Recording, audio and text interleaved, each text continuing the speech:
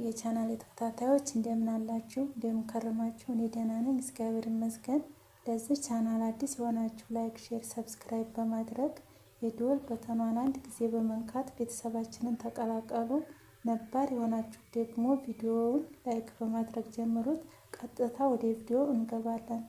በሳውዲ አረቢያ በኮንትራት የምትሰሩ እህት ወንድሞቼ ኮንትራታችሁን ጨርሳችሁ ወደ ሀገር ስትገቡ ከደሞዛችሁ ውጪ በትርፍ የምትቀበሉትን ብር እንዳለ ታውቃላችሁ።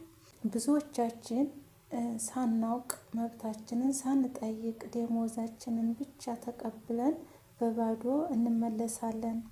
ውድ የሀገሬ ልጆች ጠቃሚ መረጃ ይዤላችሁ መጥቻለሁ። እንዳያመልጣችሁ እስከ መጨረሻው መከታተላችሁን አትርሱ። አንደኛ ዘ ኢንድ ኦፍ ሰርቪስ ነው።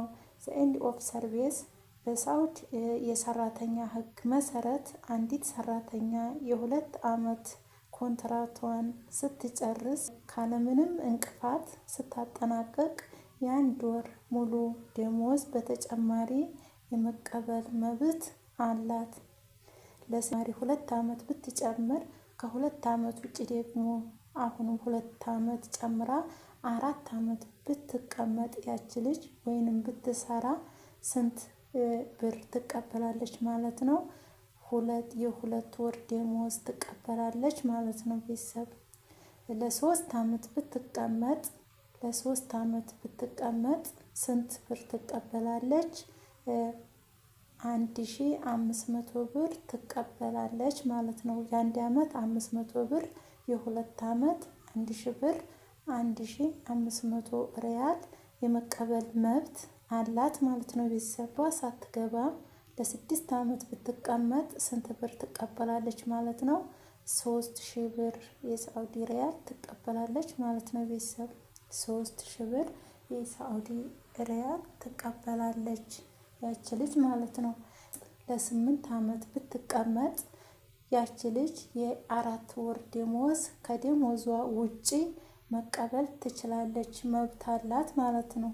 ይህ ህግ የተወሰደው ከሙሳነድ ህግ የተወሰደ ነው እና ሙሳነድ ይህን ህግ ስላወጣው እናንተ መብታችሁን ከመጠየቅ ወደ ኋላ አትበሉ ማለት ነው። እህት ወንድሞቼ ጠይቁ፣ ተረዱ። ሁለተኛው ደግሞ የ2 ዓመት ረፍት መብት ነው። የ2 ዓመት ስትቀመጡ 1 ወር ሙሉ የማረፍ መብት አላችሁ። 1 ወር ሙሉ የማረፍ መብት አላችሁ። ይህን 1 ወር ካልተጠቀማችሁ ተቀምጣችሁም ረፍትም ወጥታችሁ ካልተጠቀማችሁበት የ1 ወር ሙሉ ደሞዝ የ1 ወር ማለት ነው ከደሞዛችሁ በተጨማሪ የ1 ወር በረፍታችሁም ትቀበላላችሁ ማለት ነው። ከዛኛው ጋር ከኢንድ ኦፍ ሰርቪሱ ጋር ስንት ሆነ ማለት ነው? 2000 ብር ትቀበላላችሁ ማለት ነው። ውድ የሀገሬ ልጆች ሶስተኛው ደግሞ የትኬት መብት። ኮንትራታችሁን ስትጨርሱ ትኬት ቆርጠው የመሸኘት ግዴታ ያለባቸው አሰሪዎቻችሁ ናቸው። እናንተ ግዴታ የለባችሁም። ከናንተ ብር አይቆረጥም። ከናንተ ደሞዝ የሚነሳ ነገር አይኖርም። ምንድነው ዋናው ፍሬ ሀሳብ እዚህ ጋ ነው። የትኛውንም ክፍያ በእጃችሁ ሳትቀበሉ ወይንም ተቀብለናል የሚል ወረቀት ላይ በፍጹም እንዳትፈርሙ። በፍጹም አይደረግም፣ አትፈርሙ። የኢንድ ኦፍ ሰርቪስ ግዴታ ነው። እሱን ትቀበላላችሁ ማለት ነው። ስትጠይቁ ግን በትህትና ጠይቋቸው ማለት ነው። ስትጠይቁ በግዴታ መልኩ ሳይሆን በትህትና ጠይቋቸው። ደግሞ ስትጠይቋቸው ይሄንን መረጃ አይቻለሁ ሙሳነድ ላይ ታላችኋቸው ይፈራሉ። ሙሳነድ መብት ላይ አይቼዋለሁ። የኢንድ ኦፍ ሰርቪስ የደሞዛችን ለምሳሌ 1000 ብር ከሆነ ደሞዛችሁ በ2 ዓመት ውስጥ 1000 ብር እንዳለን ሙሳነድ መብት ላይ አይተናል ብላችሁ ትጠይቋቸዋላችሁ ማለት ነው። ደሞዛችሁ እንደሰጧችሁ እንፈርሙ ብለው ወረቀት ያቀርቡላችኋል። አይ ይቀረናል በሉ። አይ ይቀረናል አለን። ምንድነው ስትባሉ የኢንድ ኦፍ ሰርቪስ የዓመት ረፍት ከወጣችሁ ግን የላችሁበትም እናንተ እረፍት ወጥታችሁ ከሆነ በሳምንት አንድ ቀን የምትወጡ ልጆች እናንተን አይመለከትም። ከቤት ውስጥ እየሰራችሁ ሆናችሁ ስራችሁን እየሰራችሁ ያላችሁ ልጆች እናንተ ነው የሚመለከተው። ስራችሁን እየሰራችሁ 2 ዓመት ሙሉ የእንቅልፍ ሰዓታችሁን ብቻ ይከበርላችኋል። ሌላ መብታችሁ አይከበርም። ምን አለ እረፍት የላችሁም ማለት ነው። እረፍት የላችሁም የሳምንት ማለት ነው።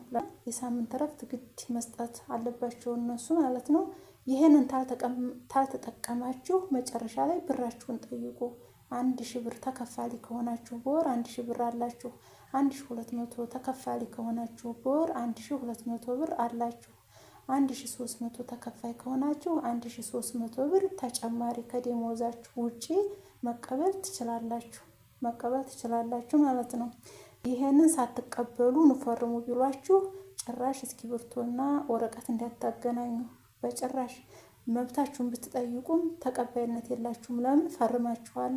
እዚህ ጋር ስለፈረማችሁ ወረቀትና እስክሪብቶ ስላገናኛችሁ ብቻ ያንን መብታችሁ መጠየቅ አትችሉም። ደሞዛችሁ እንደተቀበላችሁ መጨረሻ ላይ ንፈርሙ፣ ያ 2 ዓመት ሁሉንም ወስደና ስትሉ ንፈርሙ ነው ብለው የሚያስፈርሟችሁ እነሱ። እናንተ አታነቡም፣ ላታነቡ ትችላላችሁ አረበኛውን።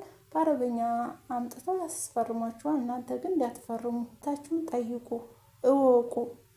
ካላወቃችሁ ጠይቁ።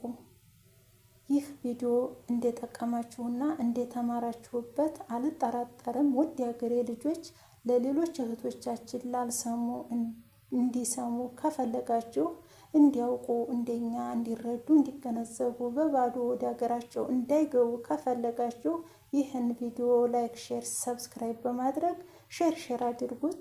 ሀሳብ ታላችሁ ጥያቄ የምትጠይቁት ካለ ኮሜንት ላይ አስፍሩልኝ። በጥያቄያችሁ መሰረት ሌላ ቪዲዮ እንድሰራላችሁ እገደዳለሁ ማለት ነው።